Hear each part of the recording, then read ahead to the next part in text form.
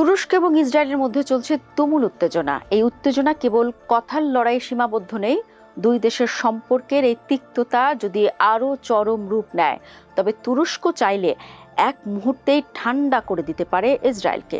এজন্য সামরিক শক্তি প্রয়োগের প্রয়োজন পড়বে না আঙ্কারার। রিসেপ তাইপ এরদোয়ানের হাতে এমন কিছু গতি রয়েছে যেগুলো ছাড়লেই অচল হয়ে পড়বে ইসরায়েল। তেল আবিবের সাথে উত্তেজনা বাড়লে তুরস্ক কি পদক্ষেপ নিতে পারে এবং সেই পদক্ষেপগুলো আদতে কতটা কার্যকর হবে সেই নিয়ে একটু বিশ্লেষণ করতে চাই। দর্শক, বলতে গেলে ইসরায়েলের লাইফ লাইন তুরস্কের হাতে, আর সেটি হলো তেলের পাইপলাইন, যার নাম বাকু তিবলিসি জেহান পাইপলাইন। আজারবাইজানের তেল এই পাইপলাইনের মাধ্যমে তুরস্কের জেহান বন্দরে আসে এবং সেখান থেকে জাহাজে করে ইসরায়েলে যায়। পরিসংখ্যান বলছে ইসরায়েলের মোট তেলের চাহিদার প্রায় 50% মেটায় এই আজারবাইজানি তেল। রিসেপ তাইপ এরদোয়ান প্রথমেই অস্ত্রে হাত দিতে পারেন, তবে এখানে কথা আছে। তাত্ত্বিকভাবে তুরস্ক চাইলে পাইপলাইন বন্ধ করতে পারে, কিন্তু বাস্তবে এটি বেশ জটিল। আজারবাইজানের সাথে তুরস্কের সম্পর্ক অত্যন্ত ভ্রাতৃত্বপূর্ণ।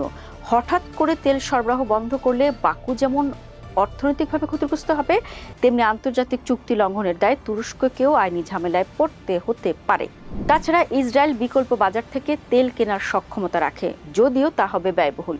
তাই এটি এমন এক অস্ত্র যা তুরস্ক কেবল চরম যুদ্ধাবস্থায় ব্যবহার করতে পারে। এরদোয়ানের দ্বিতীয় পছন্দের গুটি হতে পারে আকাশপথ অবরোধ।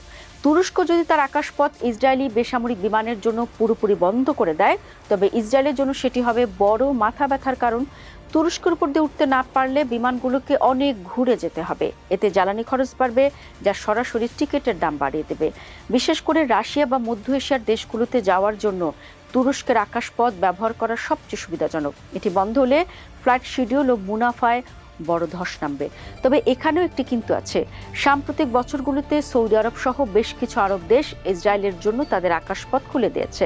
ফলে তুরস্ক আকাশপথ বন্ধ করলেও ইসরায়েল একদম বিচ্ছিন্ন হয়ে পড়বে না, তবে সাধারণ যাত্রীদের ভোগান্তি বাড়বে চরমভাবে। দর্শক, 2024 সালের মে মাস থেকে তুরস্ক ইসরায়েলের উপর বাণিজ্যিক নিষেধাজ্ঞা দিয়ে রেখেছে। আগে দুই দেশের মধ্যে বিশাল অঙ্কের ব্যবসা হতো, যা এখন তলানিতে। তবে মজার ব্যাপার হলো, এখন অনেক তুর্কি পণ্য তৃতীয় কোনো দেশ যেমন গ্রিস বা সাইপ্রাসের মাধ্যমে ইসরায়েলে পৌঁছাচ্ছে। তুরস্ক যদি গোপন পথগুলো বন্ধ করে দেয়, তবে ইসরায়েলের বাজারে কিছু পণ্যের ঘাট দেখা দিতে পারে। কিন্তু ইসরায়েল এখন তুরস্কের উপর অর্থনৈতিকভাবে ততটা নির্ভরশীল নয়। তাদের পর্যটকরাও এখন তুরস্কের বদলে অন্য দেশে যাচ্ছে। ফলে বাণিজ্যের লিভারটি তুরস্কের হাতে এখন আগের মতো শক্তিশালী নয়।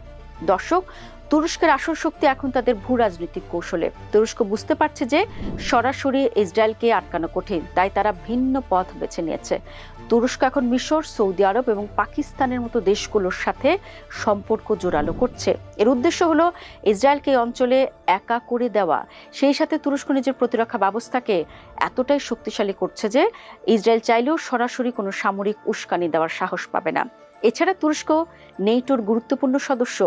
ইউরোপের নিরাপত্তা এবং রাশিয়া ইউক্রেন যুদ্ধের মধ্যস্থতায় তুরস্কের যে ভূমিকা, তাতে ইসরায়েল চাইলেও আন্তর্জাতিকভাবে তুরস্ককে খুব বেশি চাপে ফেলতে পারবে না।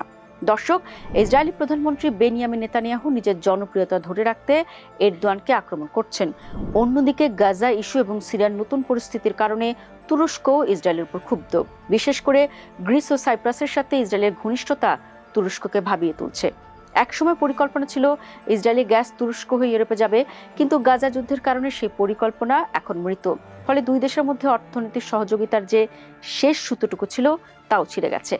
দর্শক, তুরস্কের হাতে ইসরায়েলকে বিপদে ফেলার মতো কয়েকটি বড় অস্ত্র আছে, যেমন তেল সরবরাহ বন্ধ করা বা আকাশপথ রুদ্ধ করা। তবে এই অস্ত্রগুলি দ্বিমুখী তলোয়ারের মতো। এগুলি ব্যবহার করলে তুরস্কের নিজের অর্থনীতি এবং মিত্রদের সাথে সম্পর্কেও টানা পোড়েন তৈরি হতে পারে। তুরস্ক এখন সরাসরি সংঘাতের চেয়ে কৌশলগত বিচ্ছিন্নকরণ নীতিতে হাঁটছে। তারা চায় আন্তর্জাতিক অঙ্গনে ইসরায়েলকে একঘরে করতে এবং নিজেদের সামরিক ও কূটনৈতিক শক্তি বাড়িয়ে এমন এক অবস্থানে যেতে যেখানে ইসরায়েল তাদের অবজ্ঞা করতে না পারে। এই ক্ষমতার লড়াই শেষ পর্যন্ত কার জয় হবে তা নির্ভর করবে মধ্যপ্রাচ্যের আগামীর রাজনৈতিক সমীকরণের উপর।